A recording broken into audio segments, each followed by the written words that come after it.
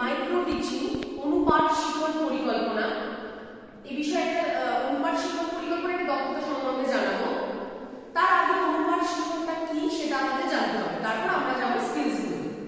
তাহলে what is micro teaching, অনুপাত শিক্ষণ কি?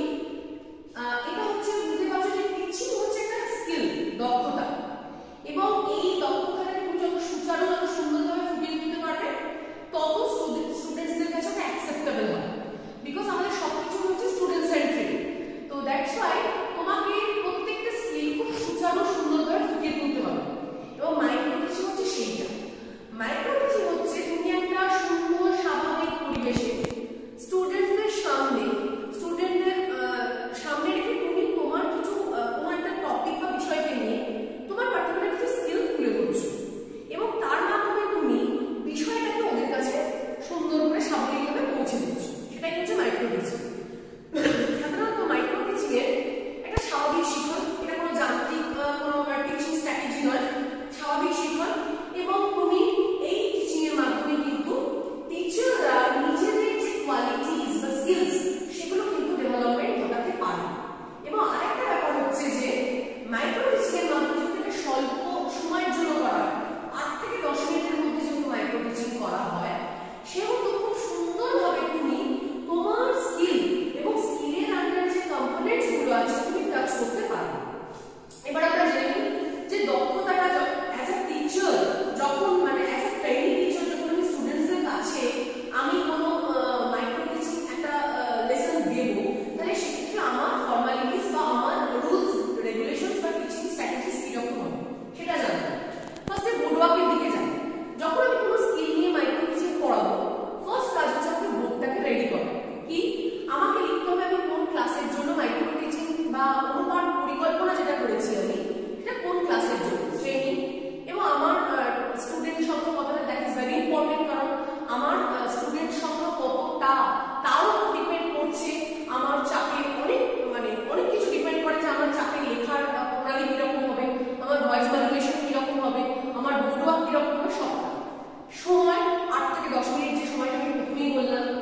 যে টিচিং দিচ্ছেন তার নাম, সেই ট্রেনিং টিচারের নাম এবং তারিখ কবে সেটা দেওয়া হচ্ছে। ডান দিকে চলে আসে সাবজেক্ট, কোন বিষয়ের উপর দেওয়া হচ্ছে টিচিংটা। নেক্সট আসে ইউনিট বা একক, তারপর আসে উপ-একক। একটা একক যদি সাপোজ করি মাটি যদি 100 একক হয়, তার আন্ডারে কি হয়, কাকে বলে, কিভাবে উৎপত্তি হয়েছে, ক্লাসিফিকেশন, তো অনেকগুলো উপ-একক বা সাব ইউনিট থাকে। আজকের পার্ট হচ্ছে যে আমি সবকটা সাব ইউনিট খুব ছোট হয় তাহলে আমি ফুল ইউনিটটাই আমার আজকে পার্ট হতে পারে, কিন্তু যদি বড় হয় এবং আমি বারবার বলছি টাইম ইজ ইম্পর্টেন্ট, 8 থেকে 10 মিনিটের মধ্যে আমাকে স্কিলটা দেখাতে হবে, দ্যাটস ওয়াই আমি সেটাকে ভাগ করেও দেখাতে পারি। এবার আমি আজকের পার্টটা ঘোষণা করে দেবো যে আমি আজকে তাহলে কি পড়াতে যাচ্ছি। এটা হচ্ছে আমার ফুললি বোর্ডওয়ার্ক, এবং লাস্ট অফ অল আমি যে স্কিলটা আজকে প্রেজেন্ট করতে যাচ্ছি সেটা আমাকে লিখে দিতে হবে। তাহলে আজকে আমি তোমাদের কাছে যে স্কিলটা দেখাতে যাচ্ছি দ্যাট ইজ পর্যবেক্ষণ করার দক্ষতা। আমি একটা অ্যাজ আ টিচার স্টুডেন্টদের যে পড়াবো, কোনো মডেল চার্ট যাই দেখাই না কেন, সেই পর্যবেক্ষণ করার ক্ষমতার দক্ষতার বিকাশ ঘটাতে হবে। খুব ইম্পর্টেন্ট কথাটা যে দেখা, আমরা সকলেই কথা বলি, শুনি, কোনো অ্যাক্টিভিটিসে পার্টিসিপেশন করি, বাট আমাদের যেটা প্রবলেম হয় দ্যাট ইজ অবজারভেশন পাওয়া। যে পর্যবেক্ষণ করাটা কোথাও খামতি থেকে গেলে কিন্তু আমাদের ফুল টিচিংটা প্রবলেম হতে পারে। দ্যাটস ওয়াই অবজারভেশন পাওয়ার বা স্কিলটা ডেভেলপমেন্ট করাও কিন্তু one of the important skill of micro teaching. তো আমরা সেটা নিয়ে আজকে জানবো। First of all micro teaching এর যে অবজারভেশন স্কিল তার কম্পোনেন্টস গুলো জেনে নিই। 4টে কম্পোনেন্টস এর কথা আমরা জানবো। ফার্স্ট হচ্ছে শিক্ষার্থীদের দ্বারা পর্যবেক্ষণ, অবজারভেশন বাই দ্য স্টুডেন্টস। আমি কোনো চার্ট, মডেল যাই দেখাচ্ছি কিনা, যেটাই দেখাচ্ছি বা কোনো বোর্ডের মাধ্যমে কিছু দেখাচ্ছি, কোনো গান শোনাচ্ছি, কোনো পাঠ পড়ে শোনাচ্ছি, যাই করি না কেন, ফার্স্ট স্টুডেন্ট আমি চার্ট দিয়ে বলি, চার্ট, মডেলস, টাইমলাইন যেটাই হোক সেটা আমি স্টুডেন্টসকে দেখাবো, এবং ওই চার্টটা দিয়ে জিজ্ঞাসা করবো তুমি কি দেখতে পাচ্ছ, তুমি এখান থেকে কি বুঝলে, তুমি এখান থেকে যেটা দেখানো হলো সেটা কি দেখতে পাচ্ছ। নানা রকম ভাবে আমি ওরা যাতে অবজারভেশন পাওয়ারটা ওদের